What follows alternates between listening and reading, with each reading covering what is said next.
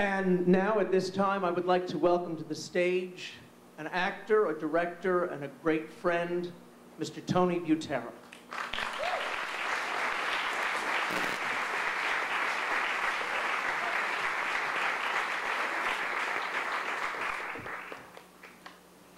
Oh, look, the script. I wanted to start off with the definition of friend, or friendship, but Webster's dictionary let me down, so I couldn't spend the rest of my speech using the definition. So I turned to the theater, and there I found my answer in the words of Cole Porter. If you're ever in a jam, here I am. If you're ever in a mess, SOS. If you ever feel so happy you'll land in jail, I'm your bail. I met Brent the same way the vast majority of us met him. I came to Theater 3. My girlfriend was performing in the Mikado, and I came out to see her. And as she got more involved here, I would meet him again and again. But my real first conversation with Brent happened over the phone. I was calling Theater 3 from a payphone in the basement of the John Cranford Adams Playhouse at Hofstra University. I had auditioned for Fiddler on the Roof, and I was waiting for notification. And Brent answered the phone. And he must have spent about 20 minutes with me on the phone. And at the end of it, I remember thinking, he didn't have to do that. He barely knew me. He was just being nice. He was just being Brent. A week later, we began rehearsals. I remember being impressed on how he seemed to be a font of information about shows, movies, songs, how he was just in every main stage show, how he had a tan just about all year long. And how he was friends with everyone. No matter who came to the theater, they knew Brent. So I began doing shows here. And Brent and I became fast friends. And Brent would continue to impress us all with his singing and acting and costuming talents and creativity within shows. For example, one time he, Marcy Bing, Sharon Beard, and myself were touring schools with the suspense thriller, Sorry, Wrong Number. And Sharon played this bedridden woman, and the three of us did all the sound effects and voices and phone calls directly behind her in the backdrop. Well, most of the time we performed, there was basic lighting. But this one time we performed, we were actually on stage. And they turned the stage lights off, and they hit Sharon with a spotlight. And we were in darkness. Now, we never took the time to memorize the script.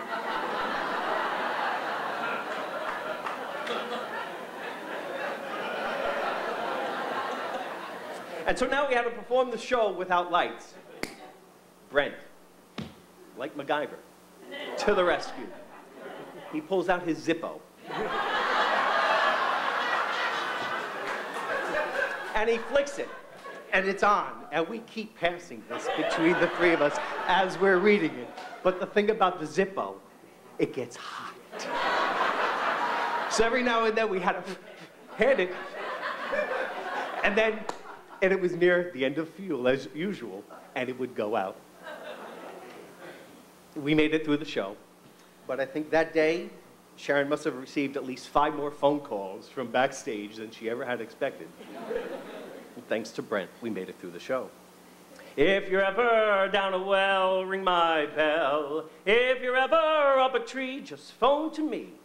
If you ever lose your teeth when you're out to dine, borrow mine. Someone once said, good friends are like stars. You don't always see them, but you know they're always there. That's the way I feel about Brent. Years after I'd stopped performing here on a regular basis, I would find myself calling Brent and asking for a favor. And he always would greet me with a smile and a hug. He would always listen. And in a matter of moments, we would catch up. And he would tell me about his life and what was going on here at the theater and the admiration he had for each new group of actors that came in, and how his friendship with them would grow. He didn't have much in worldly things, but he was rich in friends. And you heard that wealth in his laugh, and you saw it in his actions. Brent's sense of commitment as a friend and an actor is unrivaled. I always had the impression that if you ever needed anything from Brent, he would do whatever he had to do to get it for you. His generous heart knew no bounds. He was a sounding board for friends who needed advice, a realist for friends who needed to be grounded, an encouraging audience member to friends facing a quiet audience. Ah!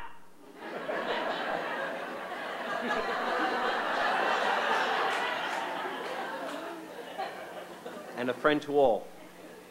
He always seemed to find ways to give a little bit of extra to this theater and his friends. Oh, I can tell you the time when he performed Fagin with the flu. And during the blackouts, he ran off stage to throw up, only to reappear when the lights came up with a smile on his face. The show had to go on. Or the time that the theater ran a $10,000 raffle to raise money for building renovations. And Brent won. Only to be asked to donate the money because the theater needed the money. And he did. Or the time he magically turned a pair of boxer shorts into a pirate hat. If they ever black your eyes, put me wise. If they ever cook your goose, turn me loose. If they ever put a bullet through your brain, I'll complain. To me, Brent was a constant in life and at this theater. He always had a tan, always working on one. He always brought a sandwich for lunch. He always went home around 5 to cook dinner. He was always just a phone call away. He always took a Fire Island vacation. He always attended Bradley and Marcy's 4th of July party. Regardless of what time you arrived, Brent would greet you on the back in his bathing suit and a beer and a smile. One year I made the mistake of asking him, why didn't he come down to the field and play softball? And he responded, oh, please.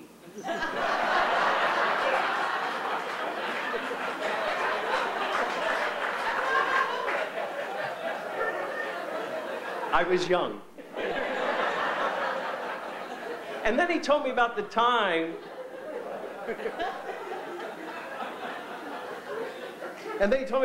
he had to teach kids how to play running bases. Only Brent didn't use the word bases.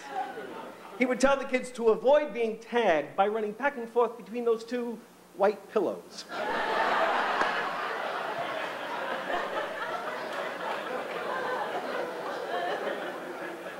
Brent always led the commentary at the fireworks.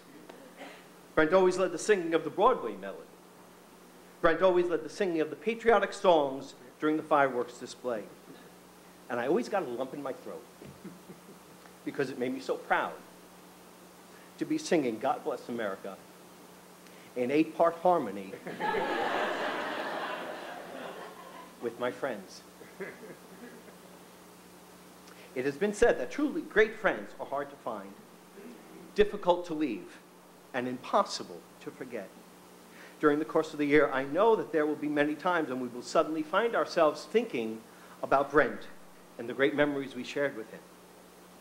So I ask this of you.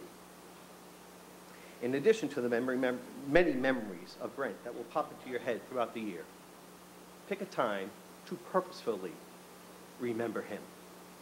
I suggest you choose St. Patrick's Day. As you lift your glass to celebrate the day, take a moment and wish Brent a happy birthday. March 17th is Brent's birthday. And it seems only fitting that we especially remember Brent on his birthday. After all, he put his own vocal signature on that song. I know that regardless of whose birthday celebration I attend, whenever I hear happy birthday being sung, I always hear Brent's voice floating above everybody else's.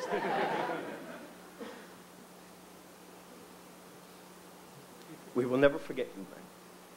Your laughter, your own personal style, your energy, your love of theater, your love for us, and your friendship. It's friendship, friendship, just the perfect blendship. When other friendships have been forget, ours will still be it. A lot, dick, dick, dick. We love you, Brent.